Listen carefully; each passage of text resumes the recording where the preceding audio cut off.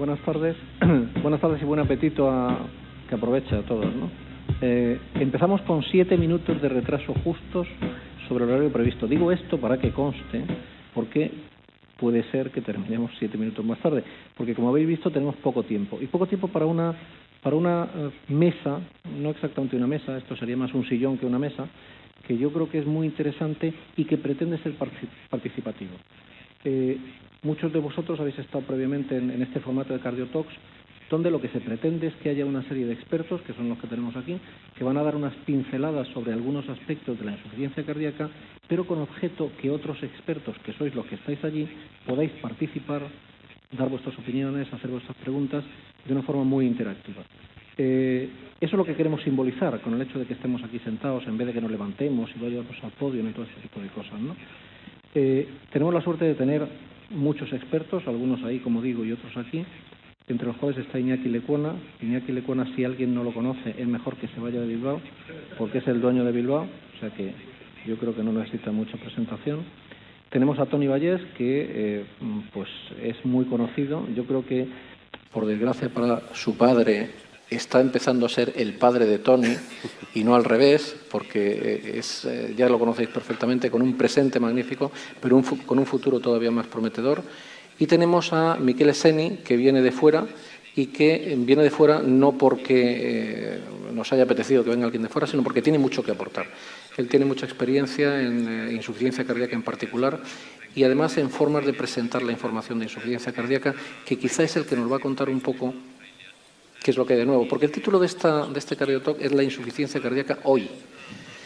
Hoy es distinta de ayer. Pues hombre, yo creo que en este momento sí tenemos cosas nuevas que tienen que ver con el manejo de un problema que es cada vez más importante simplemente por razones demográficas, cosas nuevas que tienen que ver con aspectos fisiopatológicos y cosas nuevas que tienen que ver con el tratamiento. Así que yo le voy a pedir a cada uno de los ponentes que en 15 minutos cada uno nos cuenten aspectos sobre los cuales podamos debatir. Y eso sí, os quiero decir que cuando debatamos y hagamos preguntas, procurad que las preguntas sean breves y las contestaciones también. Así que sin más, Iñaki, cuéntanos qué problemas tenemos hoy para controlar a nuestros pacientes. El primer problema que tenemos es que nos hace falta para controlar la presentación un pasador de diapositivas, no hace falta. pero...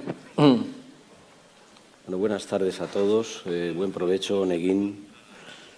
Esto es en euskera. Yo no soy el dueño de Bilbao, soy guipuzcoano. El dueño de Bilbao es el cúmulo de ciudadanos que tenemos. Ciudadanos, bien. Bueno, el título de la conversación que voy a tener yo con vosotros, insuficiencia cardíaca, si está o no el paciente bajo control.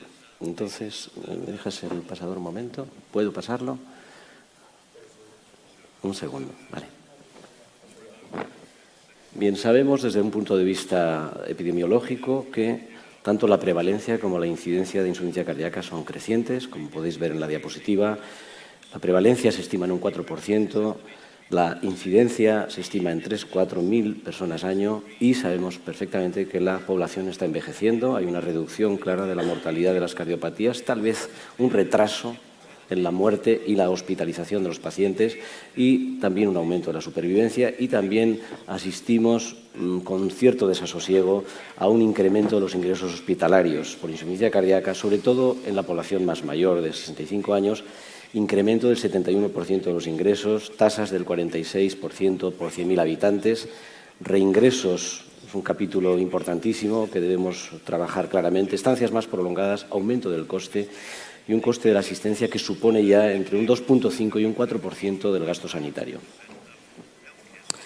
Este es un póster que se ha presentado en el Congreso Europeo de Cardiología, estudio retrospectivo del conjunto mínimo de datos español, más de 800.000 pacientes, en los que podemos observar cómo está aumentando o ha aumentado en los últimos 10 años el 50% de los ingresos hospitalarios, y en la parte de abajo, sin embargo, está disminuyendo claramente la mortalidad intrahospitalaria, no en cifras muy exageradas, y lo que sí se está retrasando claramente es el momento en que se mueren las personas, que ha pasado de 77,5 años a 80,1 años, y además podemos ver que las mujeres, seguramente por la mayor supervivencia, están aumentando en cuanto a la incidencia.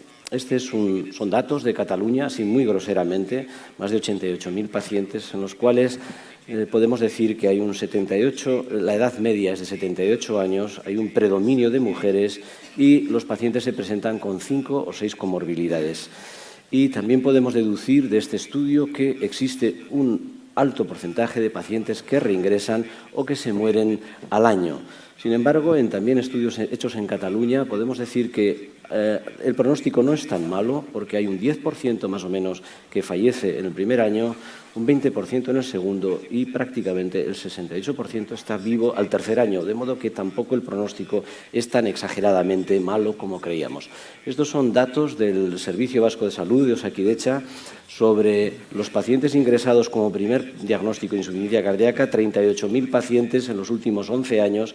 La edad media, como veis, se superpone prácticamente a la catalana, 78,6 años. La estancia media, por dar algún dato, es 7,8 días. Y como veis, fijaos lo cardiogeriátrica que se presenta la insuficiencia cardíaca, puesto que el 32% tienen entre 71 y 80 años y más del 80 años tienen ya prácticamente el 50% de los pacientes que ingresan. La mortalidad intrahospitalaria, entendida como la mortalidad al mes, está en torno al 8%. Las cifras de reingresos, 1 de cada 6 pacientes reingresa en el primer mes, fijaos, y la fibrilación auricular representa ya el 50% de los ingresos. Por tanto, tenemos una población envejecida con mucha comorbilidad. En cuanto a las guías de práctica clínica, sabemos muy bien qué hacer con la insuficiencia cardíaca con función sistólica deprimida. Se ha evolucionado mucho en este aspecto. Tenemos, por supuesto, los IECAS y ARA2, tenemos los betabloqueantes, tenemos los antagonistas del receptor mineralocorticoide en pacientes en ritmo sinusal con frecuencia superior a 70. Tenemos ivabradina y luego tenemos los dispositivos cuando no podemos con la insuficiencia cardíaca.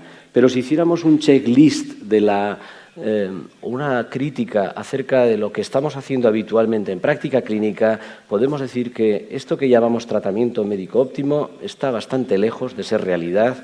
Probablemente los betabloqueantes no lo estamos titulando bien, ni los IECAS, ni los antagonistas del receptor mineralocorticoide, tampoco la ivabradina. Tenemos nuevos tratamientos en ciernes, de los que nos hablará el doctor Vallés, los ARNIs. Tampoco tenemos muchas herramientas, aunque existen resinas actualmente, como el patiromer y algunas otras resinas derivados del circonio, que pueden solucionar los problemas de hipercalemia en pacientes que tienen una creatinina en torno a 2 o 2,5, si eso fuera un problema, la hipercalemia. Por supuesto, las comorbilidades, de las cuales el déficit de hierro y fundamentalmente la anemia nos están aportando posibilidades de mejorar no solo la calidad de vida, sino incluso en registros la supervivencia de los pacientes. Tenemos un déficit grandísimo relacionado con las unidades de rehabilitación en relación al ejercicio regular o no. Las opciones invasivas yo creo que están mejor afrontadas de lo que nosotros mismos creemos y tenemos una gran posibilidad de avance en los sistemas de gestión y de organización. De la insuficiencia cardíaca con función sistólica preservada, conocemos muchas cosas de la fisiopatología, sabemos que hay muchas comorbilidades. En el Congreso Europeo de Cardiología se le ha llamado síndrome de cardiocomorbilidad a la insuficiencia cardíaca con función preservada, y las guías pues son auténticamente un desierto. Fijaos las guías europeas a la izquierda que dicen no tenemos tratamiento, los diuréticos para la congestión y el tratamiento de factores de riesgo. Las guías americanas exactamente lo mismo, veis, todos son interrogaciones. Y esto representa el 60% prácticamente de lo que estamos haciendo todos los días. Las guías ocupan 20 o 30 líneas con relación a esta, frente a 130 o 35 páginas de la insuficiencia cardíaca con función deprimida.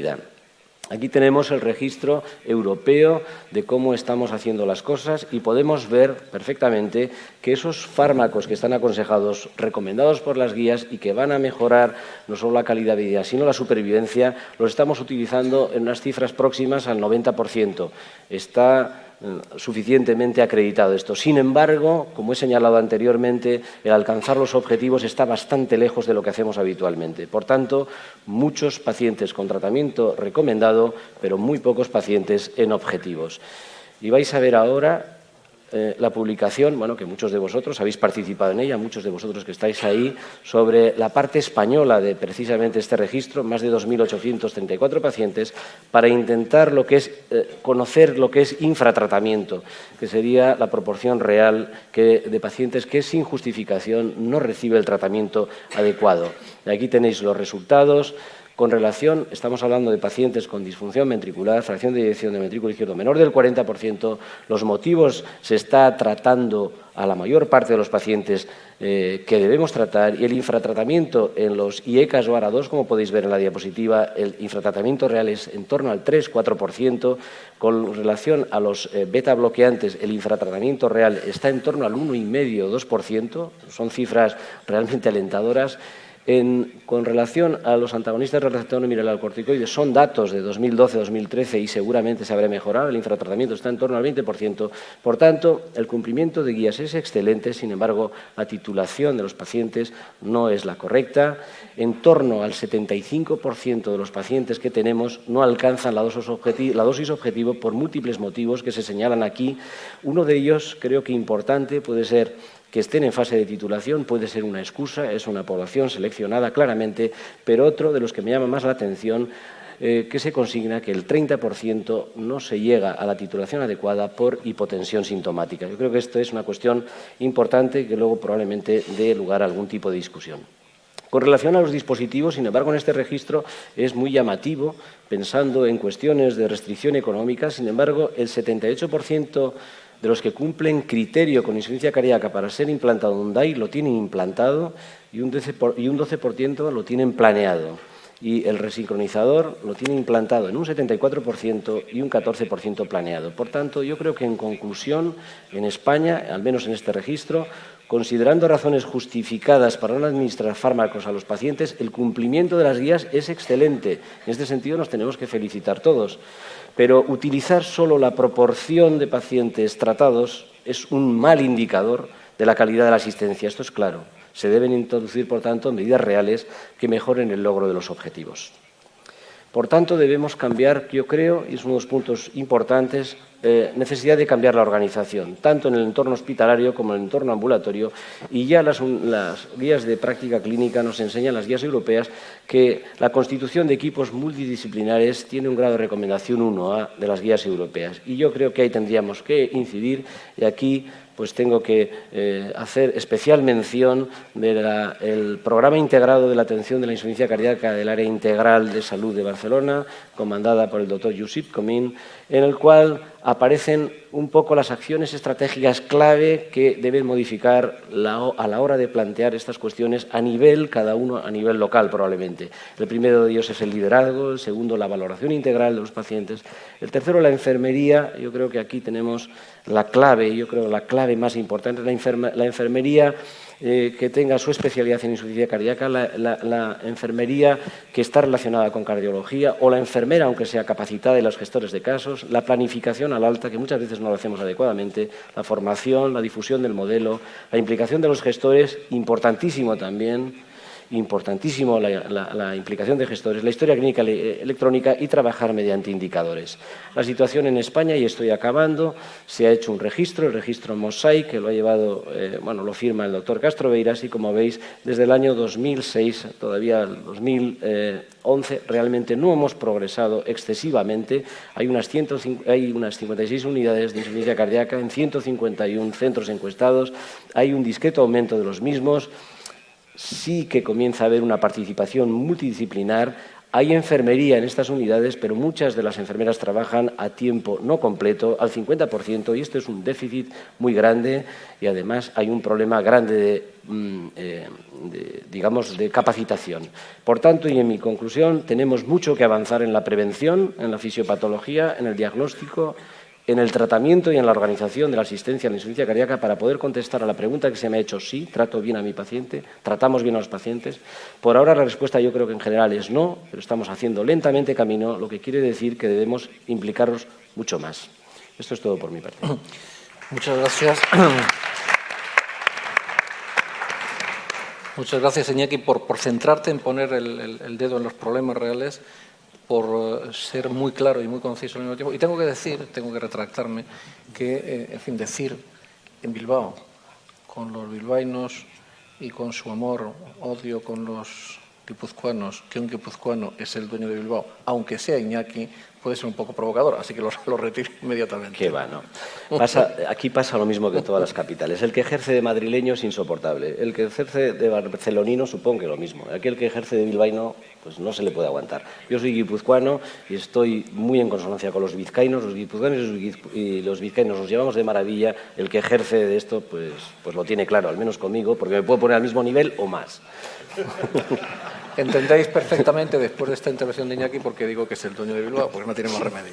Bien, vamos a pasar a otro aspecto que yo creo que es muy importante, porque Iñaki nos ha contado que tenemos cosas para tratar la insuficiencia cardíaca, que empezamos bien, lo que pasa es que luego después no continuamos, pero posiblemente necesitaríamos a lo mejor más cosas. Entonces, quizá en la búsqueda de nuevas dianas terapéuticas, Toni nos puede aclarar un poco estas cosas, ¿no? Vamos a ver, pues si me pones las diapositivas, vamos a ver si encontramos nuevas dianas terapéuticas. Lo que sabemos es esto, y esto llevamos 30 años viviéndolo, que es el eje renina-angiotensina-aldosterona, que se activa con una finalidad compensatoria y finalmente tiene efectos deleterios de vasoconstricción, retención de agua y sodio, hipertrofia y fibrosis. Esto lo conocemos desde hace 30 años y lo hemos estado manejando y tratando, yo creo, bastante correctamente. Lo que aparece novedoso en este escenario es la forma en que el corazón reacciona a estos mecanismos compensatorios sistémicos o vasculorrenales, y es mediante la síntesis de péptidos natriuréticos como mecanismos de defensa y que transforman el corazón en un órgano endocrino. Tenemos 3 péptidos natriuréticos, ANP, sobre todo sintetizados en aurículas, BNP, sobre todo sintetizado en ventrículos, y CNP, sobre todo vascular. Luego, estos péptidos natriuréticos se sintetizan, como la mayoría de las hormonas, en forma de prohormona, en este caso, por ejemplo, el proBNP en forma de proBNP, y cuando se libera en la circulación detectamos a vuestra derecha una hormona de BNP de 32 aminoácidos que es biológicamente activa y que se elimina activamente por una serie de enzimas que ahora veremos, y un fragmento aminoterminal, NT-proBNP, que tiene 76 aminoácidos y que se elimina únicamente por excreción renal. No hay ninguna enzima que actúe sobre NT-proBNP. Y esto tiene relevancia porque lo que vamos a hablar a lo largo del día de hoy es la transformación de los péptidos natriuréticos de biomarcadores a biodianas terapéuticas. De manera que hasta ahora hemos utilizado siempre BNP y NT-proBNP como biomarcadores y a partir de hoy son unas dianas terapéuticas de primer orden. ¿Por qué? Y esto se basa en su mecanismo de acción. Los péptidos natriuréticos actúan a través de 2 receptores, el receptor tipo A y tipo B, que tenéis a vuestra izquierda. Son receptores tipo guanilato ciclasa, que lo que provocan es la síntesis de GMP cíclico. ¿De acuerdo? Mientras que hay un receptor tipo C, que en menor cuantía internaliza estas hormonas dentro de la célula y las degrada. Los mecanismos o las acciones beneficiosas de los péptidos son las que veis en esta diapositiva. A nivel del sistema nervioso central provocan una reducción de la actividad simpática, una reducción de vasopresina y un descenso del apetito hacia la sal y al estímulo de la sed. A nivel renal provocan una retención de agua y sodio, bajan la aldosterona y bajan la renina. A nivel cardíaco son antihipertróficos y antifibróticos, y a nivel periférico provocan vasodilatación. Fijaos en la derecha que el efecto de CNP, a diferencia de ANP y BNP, que tiene un efecto endocrino, CNP tiene un efecto paracrino local a nivel vascular en el lugar de síntesis concreta. Luego, este sería el sistema general. En vuestra derecha está el eje de la angiotensina 2, que interacciona con el receptor AT1, provocando 3 mecanismos fundamentales: vasoconstricción, fibrosis e hipertrofia y retención de agua y sodio. Y a la izquierda hay todo el eje de los péptidos natriuréticos. En el centro, los 2 receptores A y B, que activan el GTP y lo transforman en GMP cíclico, provocando los 3 efectos opuestos al otro eje. Hay un receptor tipo C que los internaliza y justo en el extremo izquierdo tenéis neprilisina. Neprilisina es el actor fundamental de los péptidos natriuréticos porque es la enzima que en condiciones patológicas se encarga mayormente de su degradación. De manera que la internalización por el receptor tipo C es mucho menor en insuficiencia cardíaca y la que manda es la neprilisina. Por todo ello, uno intuitivamente pues, le surge la la idea de bloqueo de neprilisina para incrementar los péptidos natriuréticos. ¿Es útil bloquear neprilisina para incrementar los péptidos? Pues vamos a ver algo de la neprilisina, porque la neprilisina es compleja y es un receptor ubicuo, de manera que lo encontramos en la mayoría de órganos y sistemas, sobre todo en el túbulo renal, y además es promiscuo. Tal como dice Milton Packer, es muy promiscuo, pues no es específico de los péptidos natriuréticos, sino que actúa sobre péptidos vasodilatadores, los natriuréticos, adrenomedulina, bradicinina y otros péptidos con efectos completamente opuestos. O sea, también me degrada angiotensina 1, angiotensina 2, endotelina. Finalmente, lo que sucede es que la afinidad de neprilisina para cada uno de estos péptidos es distinta y es máxima para ANP y CNP, a continuación para angiotensina 2, y fijaos que es mínima para endotelina y BNP. La conclusión de todo esto es que si yo inhibo neprilisina, el efecto que va a tener es el de incrementar los niveles de los péptidos natriuréticos, pero también voy a tener niveles superiores de hormonas del eje renina-angiotensina-aldosterona. Voy a tener también niveles superiores de angiotensina 1 y angiotensina 2. Por todo ello, aparece un concepto novedoso que es el bloqueo mixto de neprilisina y del sistema renina-angiotensina-aldosterona.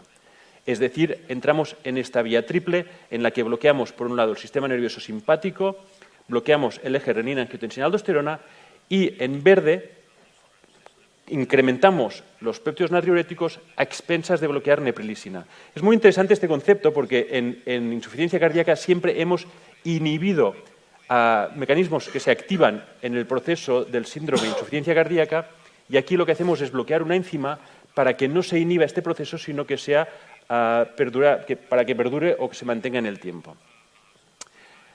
¿Cuál es este fármaco con estas potencialidades? Pues, como sabéis todos, es LCZ696, que sería una sal compleja que contiene sacubitril, que es un inhibidor de neprilisina o un preinhibidor de neprilisina. Se transforma primero en LBQ657 y luego inhibe la neprilisina, y valsartán, que conocemos todos que es un antagonista del receptor AT1.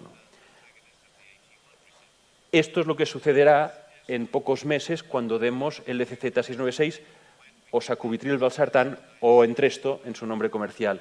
¿Qué sucede? Que bloqueamos el receptor de angiotensina 1, bloqueamos neprilisina y lo que conseguimos es reducir de forma muy significativa los efectos deleterios del eje renina-angiotensina-aldosterona y promocionamos de forma muy acusada los efectos derivados de los péptidos. Y aquí me gustaría destacar dos cosas. Una, que los péptidos natriuréticos suben cuando administramos este fármaco, es decir, los niveles de BNP suben en plasma. Y dos, se activa un mediador intracelular llamado GMP cíclico, que nos interesa mucho porque es el responsable de los efectos cardioprotectores, de vasodilatación, antifibrosis, antihipertrofia y natriuresis. O sea, dos mensajes muy claros del uso de Entresto, sacubitril, valsartán. Aumento de los niveles de péptidos natriuréticos, que me interesa que estén actuando para provocar los efectos que aquí se comentan, y aumento del GMP cíclico. ¿Es cierto que esto sucede cuando yo administro este fármaco? Pues así es. Cuando en el estudio Paradigm Heart Failure, cuando se hace un análisis del perfil hormonal, se observa que los niveles, a la izquierda tenéis BNP y a la derecha el GMP cíclico urinario. Los niveles de BNP suben y también suben los niveles de GMP cíclico urinario. Y esto me recuerda mucho lo que habíamos dicho antes. Bloqueo su degradación y, en consecuencia, aumento los niveles de BNP que interaccionarán con su receptor y aumenta el GMP cíclico. Ojo, ¿qué sucede con NT-proBNP? NT-proBNP no es sustrato de neprilisina y, por tanto, NT-proBNP sigue su camino convencional. A partir de este momento, lo que observamos es que NT-proBNP no sube, sino que disminuye porque el LCZ ha conseguido mejorar el estrés del miocardiocito. Es decir, a partir de este momento tenemos los péptidos natriuréticos que son biodianas terapéuticas, por un lado, y biomarcadores por el otro lado. Pero a partir de ahora, BNP deja de ser útil y el que pasa a tener utilidad es NT-proBNP.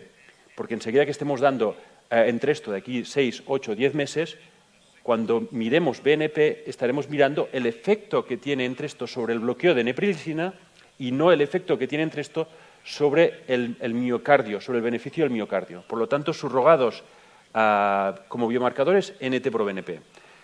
Permitidme que os cuente un detalle de una experimentación que hemos hecho nosotros, y es que hemos observado que neprilisina, que es el eje de todo este sistema, tiene un dominio extracelular muy grande, de unos 700 aminoácidos, y que este dominio extracelular se puede truncar y circular en suero. Aquí veis su estructura tridimensional, y lo que hemos observado es que esta neprilisina circulante en suero la podemos medir. La medimos en una cohorte de 1000 pacientes con insuficiencia cardíaca, y lo que observamos es que niveles altos de neprilisina se asociaban a un incremento del 18% de la muerte cardiovascular o reingresos. Estos eran pacientes que no habían sido tratados con Entresto. ¿Qué pasa en el estudio Paradigm? Pues que cuando yo trato con LCZ696 o Entresto, consigo un 20% de reducción de muerte cardiovascular o reingresos. De manera que estamos viendo un paralelismo muy claro entre los niveles circulantes de neprilisina y el efecto de su bloqueo provocado por el estudio Paradigm. Esto simplemente es un dato fisiopatológico que nos refuerza todo el mecanismo del que estamos hablando. Unos mensajes muy cortos para llevarnos a casa. Los péptidos son hormonas liberadas por el corazón, por los cardiomiocitos estirados, y nos obligan a redefinir nuestra visión mental del corazón de una bomba electromecánica a una bomba electromecánica y además una estructura orgánica endocrina. Punto número 1. Punto número 2. Que los péptidos intentan contrarrestar los efectos deleterios del sistema renina-angiotensina y no pueden, porque además ahí está también el sistema nervioso central, que para ello debemos empezar a evaluar cómo incrementar sus niveles, y es importante saber que neprilisina es la enzima principal en su degradación, que tenemos disponible un nuevo fármaco, el LCZ696, que bloquea neprilisina y el receptor AT1, y el fármaco LCZ696 en su forma pre-comercial se denominará comercialmente en genérico sacubitril valsartán, y su nombre comercial va a ser Entresto, que LCZ, por tanto, aumenta los niveles circulantes de péptidos natriuréticos, y que en la era post-Paradigm, de aquí unos meses, BNP deja de ser útil como biomarcador. Es decir, 2 o 3 mensajes muy claros que quiero que tengáis para que ahora el doctor Seni nos presente cómo toda esta fisiología se transforma en resultados clínicos tangibles. Muchas gracias.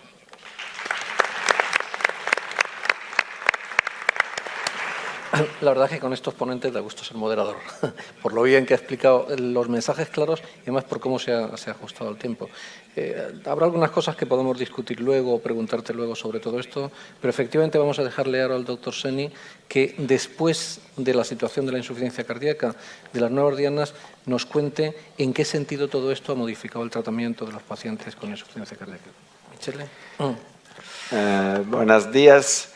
I think that topic that it was assigned to me, it is really intriguing and challenging as regarding the news in our failure treatment nowadays.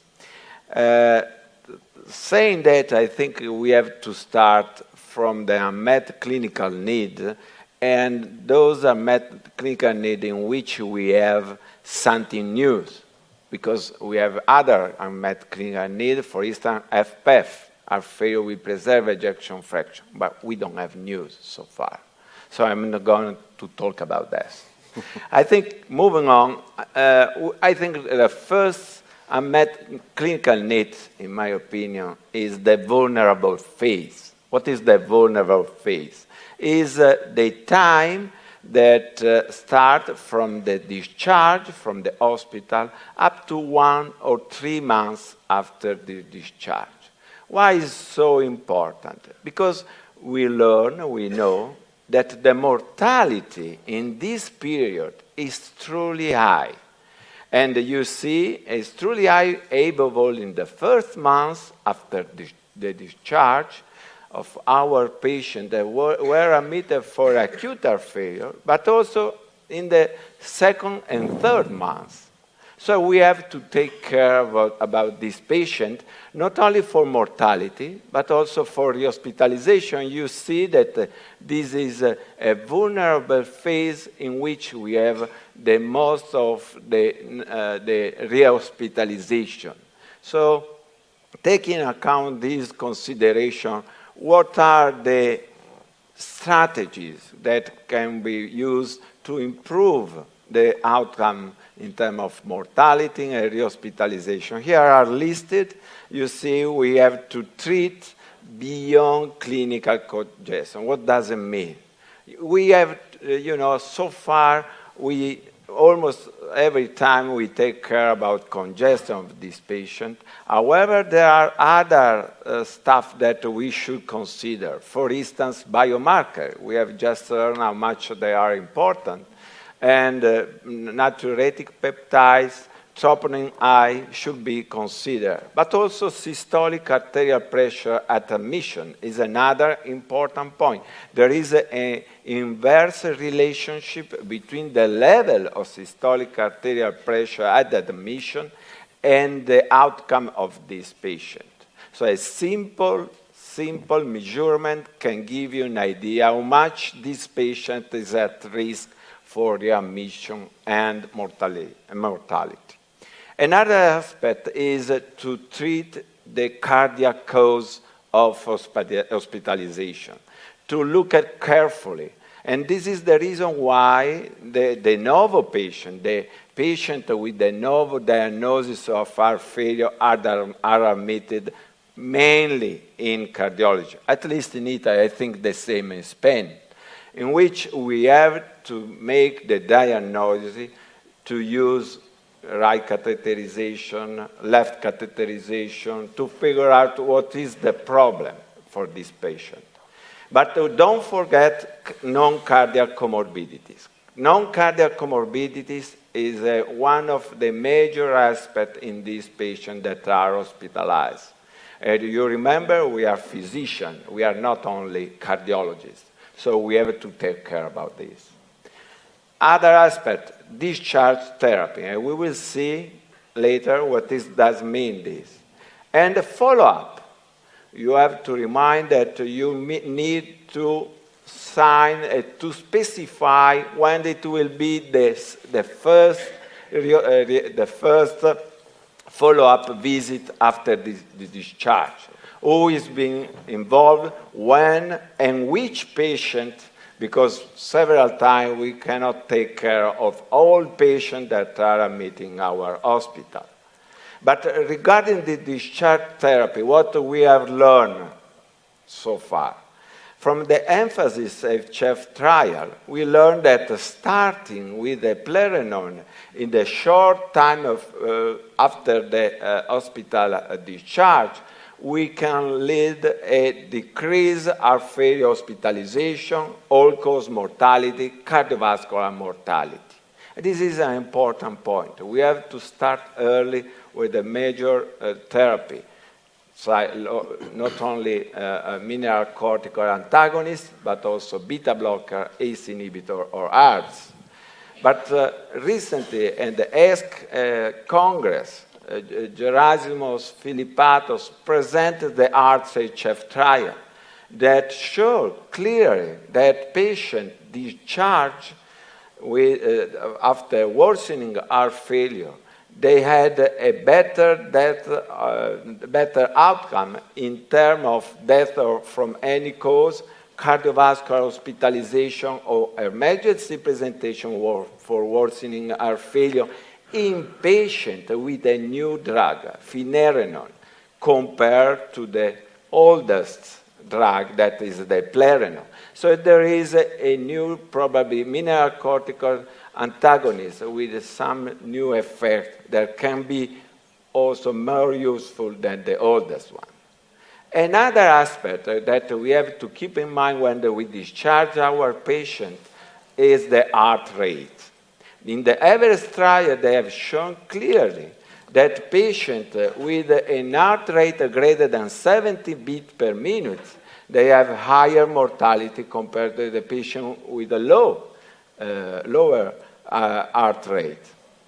So therefore, take care about this, and maybe after optimize the beta blocker, ivabradine can be considered. If you are not able to uptitrate more the beta blocker, you can use as a bridge, or definitely the ivabradine in this type of patient because it's able to reduce the recurrent hospitalization, and because when they look at carefully about the number of rehospitalization within 30 days, the patient treated with ivabradine had a better result compared to randomized to placebo. And now move on to the second unmet clinical need. We know, you all know, that there are drugs that are able to reduce mortality in HF with a reduced ejection fraction, and they are listed here: ACE inhibitor, beta blocker, MRA, ARB. However, we have to underline that the ACE inhibitor and ARBs have only a modest effect on mortality. That it means for ACE inhibitor, 16% of reduction, ARB, 17% of reduction. So we have to think about something else. We have already heard from Tony about the neurohormonal activation FREF and the mechanism of and how is made the LCZ 696. The mechanism of action is clear. I think we don't need to repeat that. So we get an improvement, increasement in the natriuretic peptides. And what is going on? That we are changing our approach. We have moved now in a situation in which there was a prevalent vasoconstriction in our patient compared to the vasodilatation state, and this is the reason why we are using ACE inhibitor, ARBs, beta blocker, aldosterone antagonist to try to antagonize the vasoconstrictor effect. At the same time, we have seen that using natriuretic peptide, you can try to balance this negative effect. Therefore, we have a shift from a neurohumoral inhibition to the neurohumoral modulation. This is something that is going to change in the near future. And talking about the Paragon HF trial, just to remind you, this is the biggest trial ever conducted in heart failure. More than 8,400 patients were enrolled, and LCZ 696 was compared to enalapril. You see that the mean age was around 64 years old. Prevalently were male. The ischemic cardiomyopathy was present in approximately 60% of patients. Mean left ventricular ejection fraction was 29%. New York Heart Functional Class 2 was in 70% of cases, and we have to underline the N-terminal pro-BNP, the mean level was around 1,600. So they were well treated, as you see. 93% of patients were taking beta blockers, and the mineralocorticoid antagonists in approximately 55% of cases. These are the primary endpoint. As you see, this was a combined primary endpoint in which cardiovascular mortality or the first heart failure hospitalization was considered. You see clearly there was a statistically highly significant result in favor of LCZ 696 compared to the enalapril with a relative reduction of 20% and NNT 21. When we split this primary endpoint in cardiovascular death, the result remains significant in favor of LCZ with a reduction of 20% of cardiovascular mortality for LCZ compared to enalapril. And similar results were obtained for looking at hospitalization for heart failure with a reduction of 21%, and also for all-cause mortality with a reduction of 16%. Looking at the pre-specified subgroup, you see clear that for primary endpoint and cardiovascular death as well, we have a clear benefit using the LCZ compared to enalapril. And what about adverse events? You see that patients that were taking LCZ had more symptomatic hypotension. Instead of patients taking enalapril had more high level of serum potassium, high level of creatinine, and cough. But what is important that just for renal impairment, the patient had to discontinue the therapy in case of they were taking enalapril. Regarding the angioedema, you see there were no statistical difference between LCZ and enalapril, and this was one of the major aspects that were quite worried, the investigator, when they started this trial that we can talk about later. What about mode of death? You see that sudden death and worsening heart failure, both of them were reduced in the LCZ 696 group. And looking at how we will titrate this drug, we performed this titration study in which we compared two different modalities of up titration, the condensed up titration over 3 weeks and the conservative up titration over 6 weeks. And in patients pre-specified that were with low RAS, low renin-angiotensin-aldosterone system inhibitor, at baseline, they had more event of hypotension in the condensed arm compared to the conservative arm. Moreover, when we look at the treatment success, defined, as you see, as a proportion of patients who achieve and maintain LCZ 200 milligram BID without any dose interruption or down titration over 12 weeks, you see clear that in patients that were at low dosage of RAS inhibitor at the time of starting with LCZ, they have a higher incidence of failure treatment success in the patients that were up-treated with a condensed modality. What the paradigm doesn't tell us, we are not sure, and probably is remaining challenge in some group of patients, and these patients are patients hospitalized for acute heart failure. We don't know if LCZ can be started. We don't know about low systolic blood pressure below 95 millimeters of mercury. New York Heart Functional Class was just only few cases were represented in the paradigm, and the naive patient for RASI, we don't know exactly how to start with this patient. Let me summarize just with this slide what were the results. We can say that the paradigm trial with LCZ doubled the effect of ACE inhibitor and ARBs in reducing the mortality in patients with heart failure and reduced ejection fraction.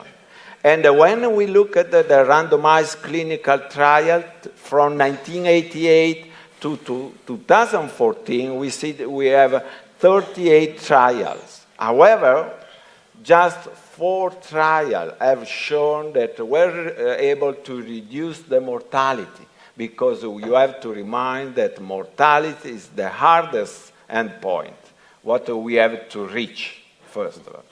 And you see clearly that we started to have a good result, a positive result with the consensus, with the enalapril in 1987, Rails with spironolactone in 1999, CBIS-2 with bisoprolol in 1999, and 15 years later, Paradigm came out with LCZ in 2014.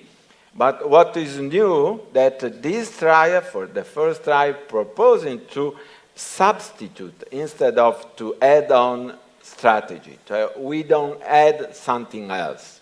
we substitute the LCZ to the ACE inhibitor and ARBs in this type of patient. Let me conclude with these slides. This is the swinging pendulum theory. Let me call it something like that.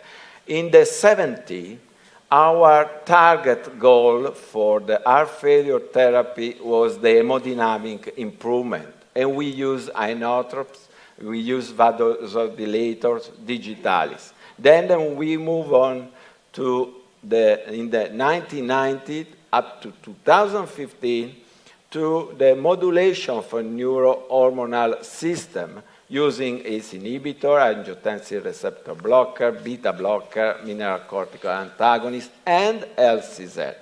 Now we are going back to the heart. Now the target of our therapy probably will be the heart. And the LCZ, as Tony has shown, has a combined effect on neurohormonal modulation and on the heart. And the target will be the myocyte, for instance, mitochondria, interstitium, microcirculation, metabolic abnormality. And you can see the list of new pharma, new therapeutic drugs that probably will come out in the next future. Thank you so much for your attention.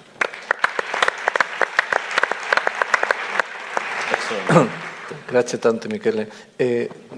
Yo creo que con todo esto no tenemos más remedio que empezar a discutir y empezar a comentar. Quien quiera hacer alguna pregunta puede ir al micrófono que está allí o puede levantar la mano para que le acerquen un micrófono. Y mientras tanto, como tenemos poco tiempo, yo le voy a preguntar a Iñaki. Dentro de poco tiempo, el 20 de diciembre me parece, hay unas elecciones que no son tan importantes como las que están teniendo lugar ahora en el seno de este Congreso, pero bueno. Y imaginémonos que uno de los partidos que se presentan a estas elecciones, que ahora en este momento están elaborando los programas, se dirigen con buen criterio a un experto como el doctor Lecuona para preguntarle qué pueden introducir en su programa electoral para intentar mejorar los aspectos no puramente científicos del manejo de los enfermos con insuficiencia cardíaca. ¿Qué le pedirías? Bueno, seguramente ningún partido político me pediría a mí la opinión, porque imaginémonos que hay alguno tan desesperado que se dirige a ti. Bueno, lo primero que debería sentir un partido político es la necesidad de tomar alguna medida, ¿no? Y los partidos políticos o los que sea toman medidas en base a dos cuestiones: la presión ciudadana, esa es la primera. Y yo creo que la presión ciudadana es muy poca. En este terreno, concretamente la insuficiencia cardíaca, si fuera llamada cardio-oncológica o cáncer de corazón o yo qué sé, si se llamara de otra manera, la presión ciudadana sería muy diferente. Si uno va por la calle y le reto por ahí a la Gran Vía que le digan a un fulano que pase por la calle: oiga, ¿usted sabe lo que es un ictus o un infarto? Y seguramente alguna explicación te dará. ¿Usted sabe lo que es una insuficiencia cardíaca? No tengo ni puñetera idea. Pues claro. Entonces, yo creo que esta es la primera. Crear una necesidad social es importante. La segunda es el dinero. Al político le mueve el dinero y además el presupuesto a muy corto plazo. Pero vamos, con los datos que tenemos del gasto sociosanitario de la insuficiencia cardíaca es como para tomar alguna medida, ¿no? Es escandaloso. Se consume el 70% de los recursos. Por tanto, le tengo que convencer al político que a lo mejor la presión ciudadana es importante y, sobre todo, el gasto sanitario es muy importante a la hora de no solo de mortalidad, sino la mortalidad no le importa mucho al político, los reingresos. Entonces, ¿yo qué le diría? Pues que, por favor, haga caso de los que saben de esto, y los que saben de esto somos nosotros, espero. Y los que saben de esto somos nosotros. Vamos a concretarlo en una medida de un programa electoral. Medida número 327 del programa electoral del Partido X. 325. Se hará caso al profesional y se crearán unidades de insuficiencia cardíaca con equipos multidisciplinares. Se invertirá, se financiará la capacitación de la enfermería y se titulará la enfermería para hacer la insuficiencia cardíaca como hay que hacerla y se titulará al cardiólogo para que haga insuficiencia cardíaca como debe hacerla. Y punto. Bien, yo aprovecho que, aunque no lo voy a decir ni quién ni nada, votadme. Que aunque no voy a decir ni quién ni nada, pero en la sala hay gente que ha tenido responsabilidades políticas en algún partido, que piensen que si incorporan esta medida les vamos a votar. Por supuesto. Pidan lo que pidan en otros aspectos. Por supuesto. Tony, una pregunta. Si tú inhibes la nefrilisina, aumentas el nivel de angiotensina 2. yo supongo que el sacubitril, cuando se utiliza solo, tendrá un efecto por una parte en un sentido y por otra parte en otra. ¿Hay datos sobre qué predomina cuando utilizas solo la inhibición de la nefroglificina sin bloquear el receptor de angiotensina? Pues sí, hay datos porque lo que se ha visto es que el bloqueo o la inhibición pura de neprilisina predomina la vasoconstricción. El efecto residual del equilibrio entre fármacos vasodilatadores y vasoconstrictores sigue predominando la vasoconstricción.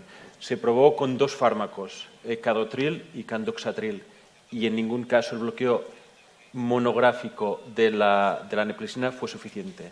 De manera, esto pasó en los años 80 y fue cuando en los años 90 aparece la necesidad de combinar bloqueo de neprilisina con bloqueo del eje renina-angiotensina-aldosterona. Se empieza a hablar de bloqueo de neprilisina con un inhibidor de la ECA y sale un fármaco que se llama omapatrilato, que se testó y tuvo un efecto indeseable de exceso de angioedema porque bloqueaba demasiados enzimas de la vía de degradación de la bradiquinina y esto era perjudicial. Hay 4 enzimas que participan en esta vía y se bloqueaban 3, ¿verdad? La ECA, la enzima conversora de la angiotensina, la aminopeptidasa P, la neprilisina y solo quedaba la de peptidilpeptidasa 4. Y la bradicinina hay que eliminarla rápido porque si no provoca el angioedema. Omapatrilato quedó en el olvido porque no funcionaba y la siguiente combinación lógica y racional que aparece es bloqueo de la neprilisina con bloqueo del receptor AT1. Y es ahí donde únicamente se bloquea uno de los 4 enzimas de la bradicinina y no aparece el angioedema. Sí, aprovechando esto, yo ahora Iñaki te quiero preguntar algo. Claro, el omapatrilato de todas maneras, el Overture, el problema no fue solo el angioedema, sino que no era efectivo. O sea, que no producía efecto beneficioso. Entonces, mi pregunta es, si es eso quizá porque era un IECA y no un bloqueante del receptor de angiotensina. Es posible. Es posible porque el omapatrilato, que como tú dices fue neutro desde el punto de vista de resultados, aparece después del estudio IMPRES con lisinopril y o sea, omapatrilato a dosis en un estudio de fase 2 que fue muy, muy positivo. Es decir, que el omapatrilato es un fármaco que era algo más que inhibidor de neprilisina e inhibidor de la IECA. Había ahí un bloqueo de aminopeptidasa P, era un fármaco complejo y finalmente no salió a la luz por sus efectos indeseables. Esto queda claro. A mí me gustaría hacer una pregunta al doctor Seni. I have a question for you. Yo he dicho en mi corta charla que existe un problema de titulación. Que existe un problema de titulación de fármacos. En práctica clínica hay un problema de titulación.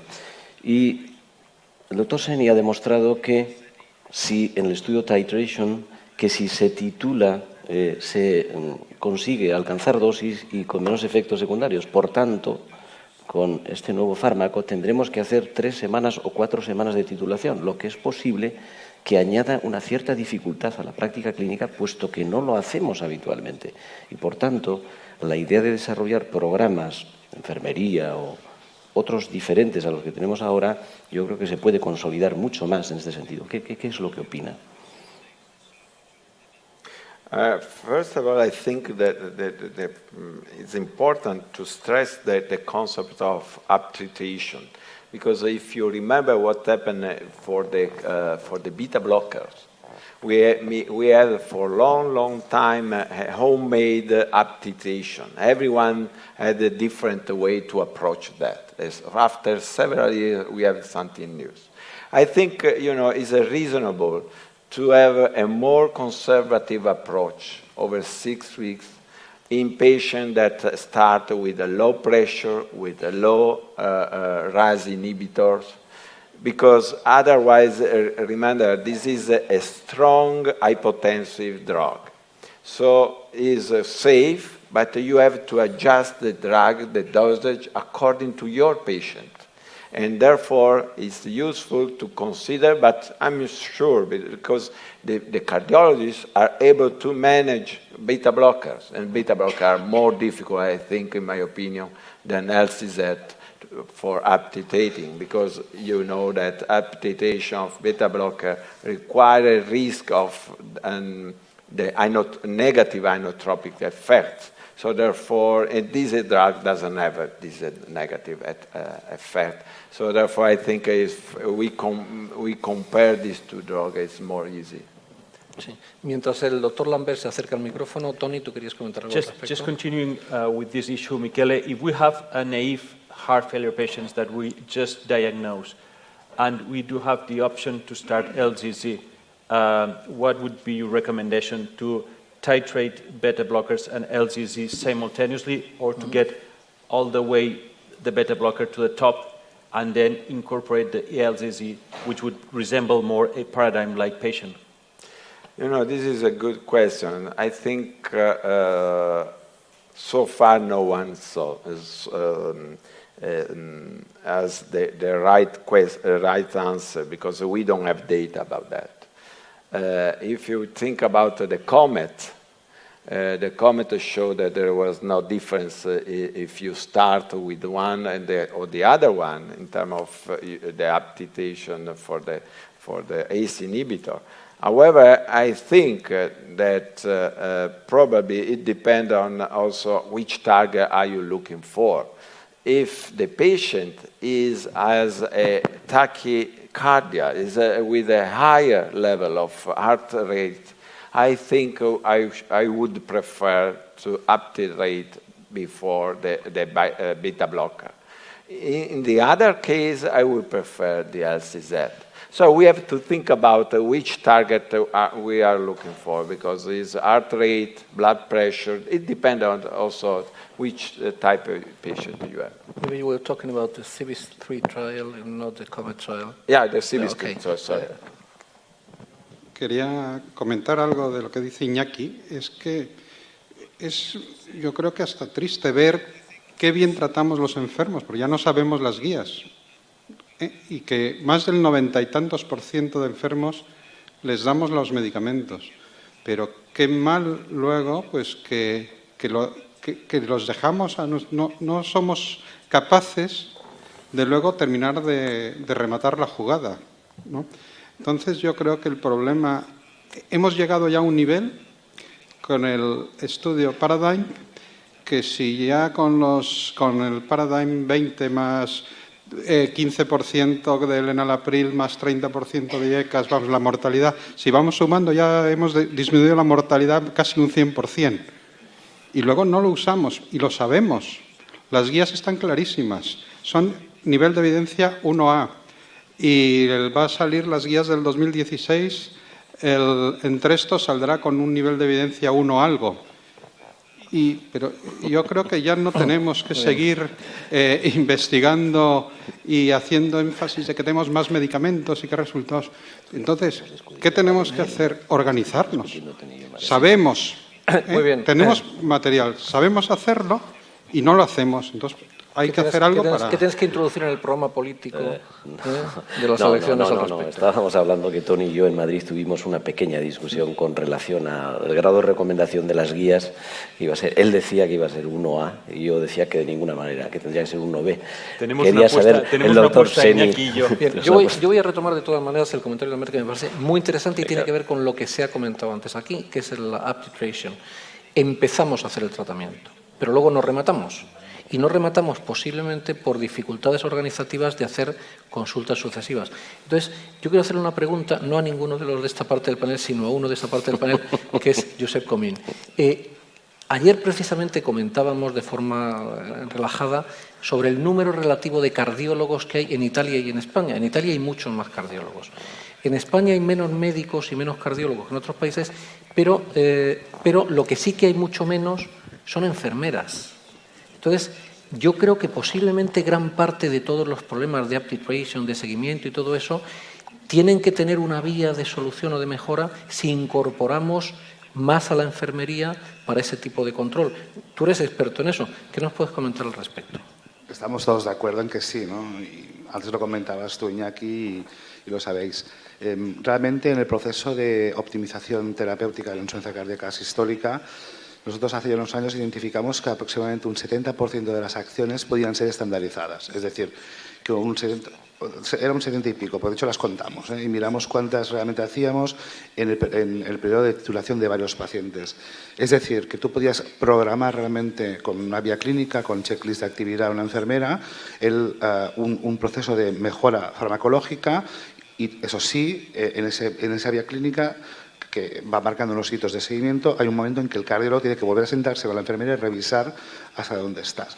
Todo ese periodo el cardiólogo ha estado haciendo otras cosas, posiblemente útiles o no, eso depende de cada cardiólogo, pero lo que está claro es que tu posibilidad de tener mayor penetración con mayor número de pacientes y mejor calidad es mucho mayor. Luego queda un 30% de acciones en las que estamos en ámbitos fuera de guía, donde la interpretación del facultativo es muy importante. Pero imaginaros, casi 3/4 partes de las acciones que hacemos en un periodo muy concreto de vulnerabilidad. Nosotros concentramos en nuestro proceso la titulación. Aproximadamente en 6-8 semanas tenemos a todos los enfermos titulados después de un alta.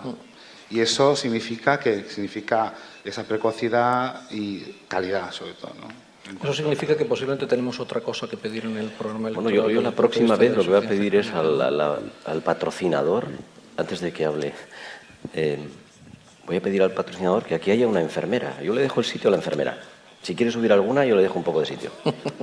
Espérate, que ya estamos casi a punto. Masip. Sí, yo quería hacer un comentario que tengo la sensación, va a ser un poco polémico, y va para Iñaki, de que estamos sobredimensionando mucho la titration, la titulación. No, para nada. Porque estamos basándonos en estudios que son randomizados y la población que se incluye en los estudios randomizados no tiene nada que ver con los registros cuando miramos a la población general. Hay 6-7 años de diferencia y hay muchas menos comorbilidades. Por lo tanto, yo creo que no estamos haciéndolo tan mal, porque si nos ponemos como objetivo que en cada uno de los fármacos hemos de conseguir lo que la dosis que se había demostrado en el estudio randomizado, probablemente en la realidad no sea posible. Yo creo que estamos sobredimensionando bastante el tema. Bueno, yo me alegro que tú lo veas así, yo no lo veo en absoluto así, por supuesto. Tienes razón, te doy toda la razón en lo que has dicho de los estudios, evidentemente, pero yo creo que lo podemos hacer infinitamente mejor, muchísimo mejor, como sea.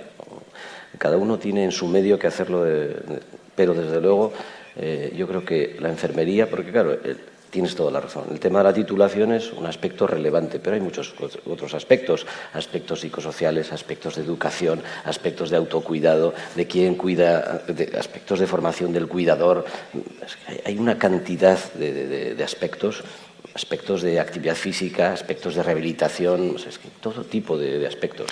Yo pienso que tenemos la suerte de estar en un campo en el cual las dudas o las controversias o las diferencias de opinión se pueden solventar, no en la calle, como lo hace la gente, sino solventarlo por medio de estudios. Y a mí esto me parece muy interesante porque al fin y al cabo de lo que tú hablas es de la traslación de la eficacia a la efectividad.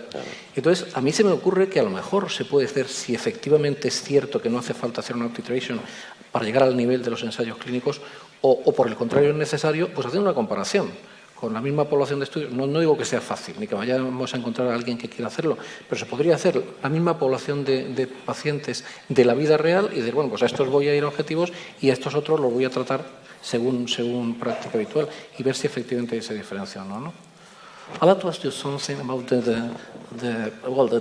it's a question that we know from the 90s and from data coming from the SAFE and the SOLVE prevention trial that we may treat patients with depressed systolic function but without over-clinical heart failure, and this prevents the progression toward heart failure. But this has been extrapolated to the angiotensin receptor blockers without much data coming from clinical trials to support that. My question is, with this new drug, you think that this extrapolation may be done too, or will need specific clinical trials in this subset of population in, let's say, be a stage of heart failure, but without clinical heart failure? Honestly, I think that the prevention is one of the major topics, and however, the data of the paradigm are clearly show a superiority of LCZ compared to the enalapril in terms of mortality, hospitalization, and so on.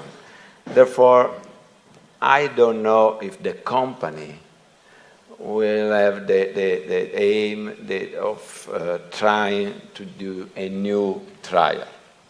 I proposed this trial, and they did say no. So, probably no. We will not have a trial for the prevention using LCZ, at least in the near future. Give us, please, because you have told us that we know that this is the case, that we have nothing new about the treatment of patients with preserved ejection fraction. Yeah. But please tell us some clues, some insight into what's coming on, and even some opinion off the record.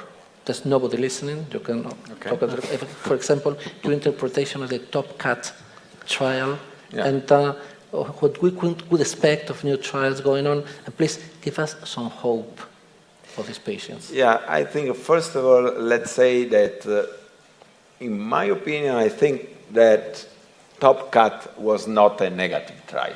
I agree.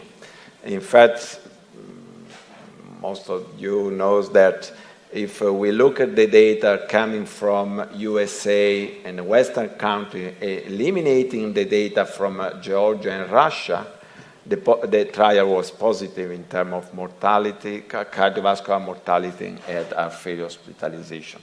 So, unfortunately, they didn't take care so much. Brad Pitt did a wonderful job. However, the risk of enrolled patients that do not have truly heart failure in this type of patient is truly high.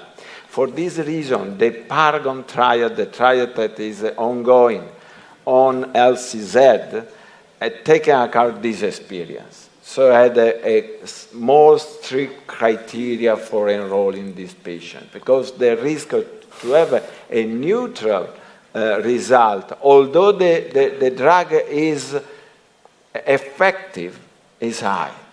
So, in my opinion, look at the result of phase 2 trial, the Paramount trial, that showed reduction in NT-proBNP and in the left atrial dimension. And this is important, something that has changed structurally. So we have the demonstration, and you know that the criteria for saying these guys has HFpEF needs to have also structural abnormalities. Showing that LCZ can change the structure in terms of left atrial volume, that you know is like glycate hemoglobin for diabetics. The memory of going on in this hemodynamic status in this patient, I think there is a hope that this trial will become positive in using this drug.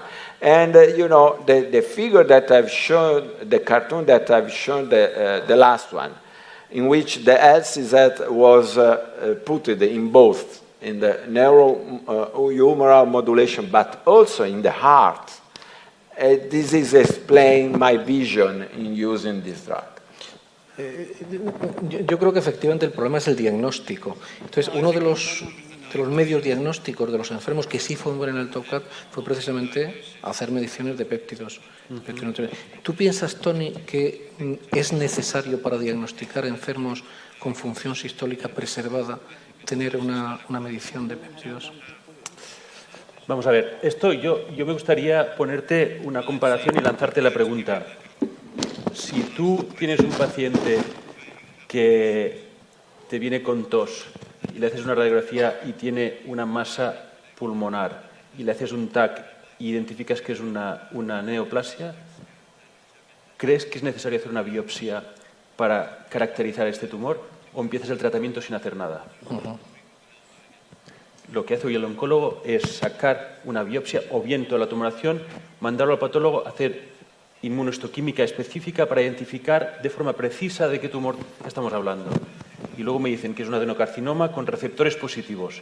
Y esto me permite dar un tratamiento concreto a este tumor. Pues en la insuficiencia cardíaca nos pasa lo mismo. El subrogado de la biopsia son los biomarcadores. No vamos a hacer una biopsia cardíaca, no la vamos a hacer. Pero los biomarcadores NT-proBNP, ST2, troponina ultrasensible, van a ser los equivalentes a la biopsia cardíaca y los que nos van a dar la medicina de precisión de ahora en adelante. ¿Y el BNP está muerto ya? El BNP está muerto. ¿Cuánta gente de esta sala utiliza el BNP? No está tan Pues muerto. daros por... Daos por muertos. Pues felicidades porque... Descanse en paz. Tú descanse. Amén, aleluya. You know, Tony, may I add something? I think this is an intriguing issue because, let's say, when we talk about natriuretic peptides, they are fantastic biomarkers. They are the first. No? We start to think about the biomarker. We discover that... And they're particularly good for diagnosis. Exactly.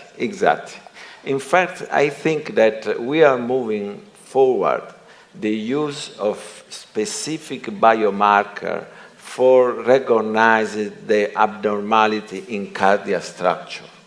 And natriuretic peptides cannot consider a biomarker for cardiac structure because they are hemodynamic, let's say, hemodynamic biomarkers due to the stress. So they don't tell you anything about what's going on in your heart. They tell you that there is a stress, but what does it mean? Every type of heart failure has a stress. So for diagnosis, you would say yes, because you have the acute stress. But for prognosing or risk stratification, for instance, ST2, which is a reverse remodeling fibrosis and an inflammation biomarker, may even be more specific. More specific in my mind, and this come out in journal Heart Failure, Journal Failure, European Journal of Failure. I have some noises, and it will come out in a paper in which we are trying to move on the next future. In the FPEF, the problem now is to phenotype our patient. In the FREF, we have a common denominator. The common denominator in FREF was left ventricular remodeling. We learn that all drugs, all devices, all type of procedure then can be able to reverse the left ventricular remodeling, have a positive effect in outcome.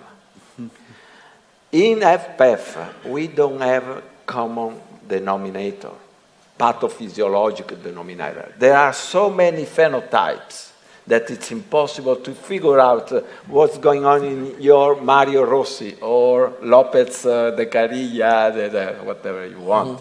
Because that one is something that is different. Everyone is a different story in terms of pathophysiology.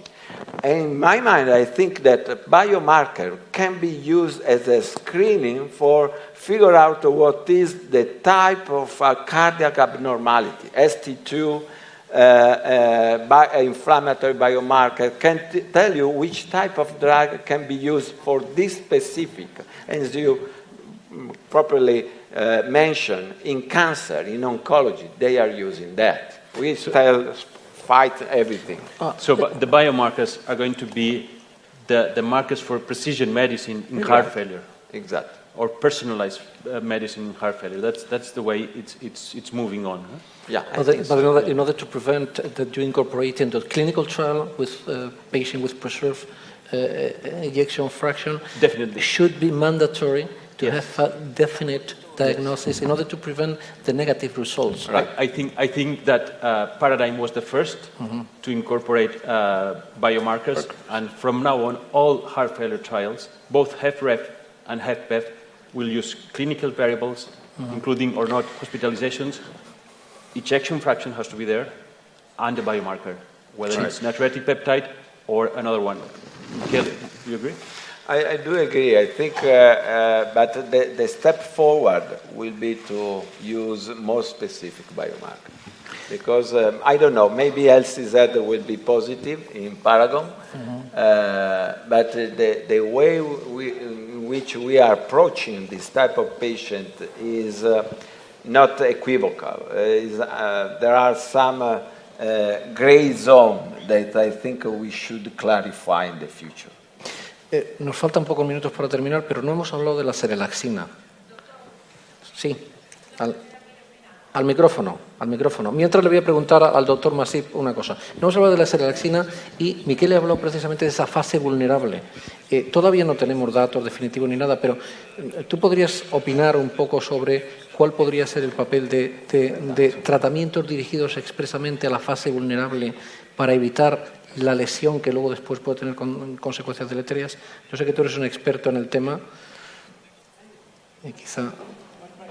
Sí. Sí, ahora ¿Tienes uno allí? Ahora te lo doy. ¿Tienes otro? Ahora Sí. te lo acercan. Muy brevemente, porque no le quiero sacar el tiempo.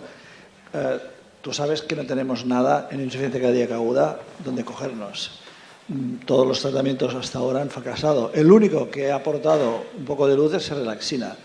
Y yo creo que en la fase aguda, precisamente, es cuando hemos de ensayar si este enfermo irá mejor o peor, porque hemos visto que tiene un impacto en la supervivencia. No podemos prever cuál va a ser el resultado, pero la impresión es de solo que se reproduzcan los mismos resultados que en el primer estudio y si además se han corregido algunos de los defectos del primer ensayo, es más contundente. Yo creo que tendremos por fin un nuevo fármaco para que utilizar en la fase aguda, que hasta ahora no teníamos ninguno. Y es un fármaco que además de ser vasodilatador tiene efectos hormonales, ya lo sabes, y que pienso que todos estamos muy pendientes de cuál va a ser este resultado. Esperemos que tengamos, inshallah, resultados en el futuro. Yo creo que en esta mesa hemos dejado clara la importancia que los que estamos aquí concedemos precisamente a la enfermería en el manejo de la insuficiencia cardíaca, y como reflejo de ese sentimiento nuestro, la pregunta de enfermería va a ser la última que cierre estas intervenciones. Así que, por favor. Bueno, pues me voy a centrar en el siguiente paso. Parece que hay bastante concienciación de que podríamos titular, y de hecho estamos titulando, ¿no?, en diversos hospitales. Y ahora hay un proyecto de investigación en marcha. Pero el siguiente paso es enfermo titulado, igual evoluciona, ¿no?, y al cabo de un tiempo falla su sistema de conducción y hay que volver para atrás, o falla su función renal. Es decir, esa continuidad la enfermera podría llevarla adelante. ¿Qué opináis de las consultas lideradas para toda la continuidad, por todo el proceso de su vida, por enfermería, con, por supuesto, un consultor cardiólogo? ¿Alguien quiere comentar eso? ¿No? Disculpar, este es un modelo que existe en Suecia, Sí, en el Reino Unido, sí. en Escocia. Sí, yo estoy contigo.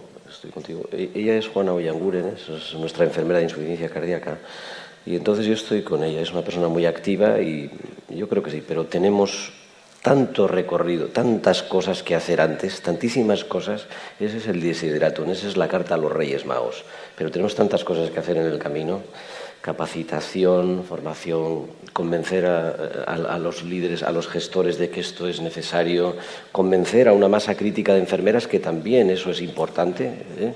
No nos olvidemos, las enfermeras tienen que hacer su propia revolución, y eso es importante. Espero que me hagáis así todo el tiempo, porque estoy seguro que estáis de acuerdo.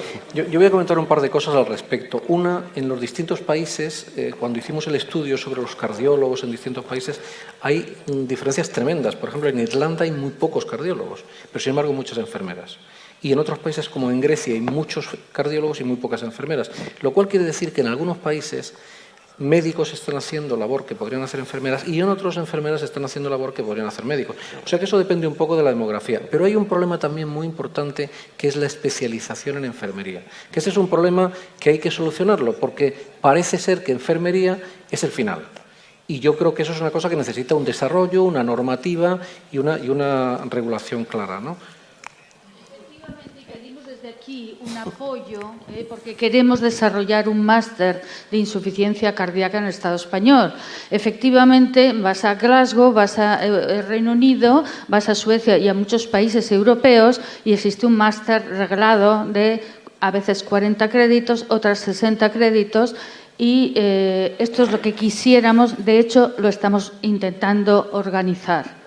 Muy bien. Pedimos vuestro apoyo porque no es fácil. Sí, yo hablaré particularmente con el doctor Lecuona para convencerle de que incluya esta petición en el programa electoral del partido al que asesora, porque al fin y al cabo la insuficiencia cardíaca es una cosa tan importante que necesita el apoyo de todos, no solo de todos los sanitarios, sino también, y yo creo que en eso Iñaki ha puesto el dedo en la llaga, de toda la sociedad, porque la sociedad todavía no se ha concienciado que este no es un problema nuestro solo, esto es un problema que nos viene a todos.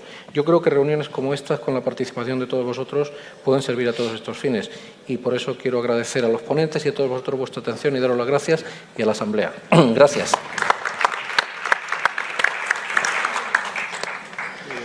Thank you.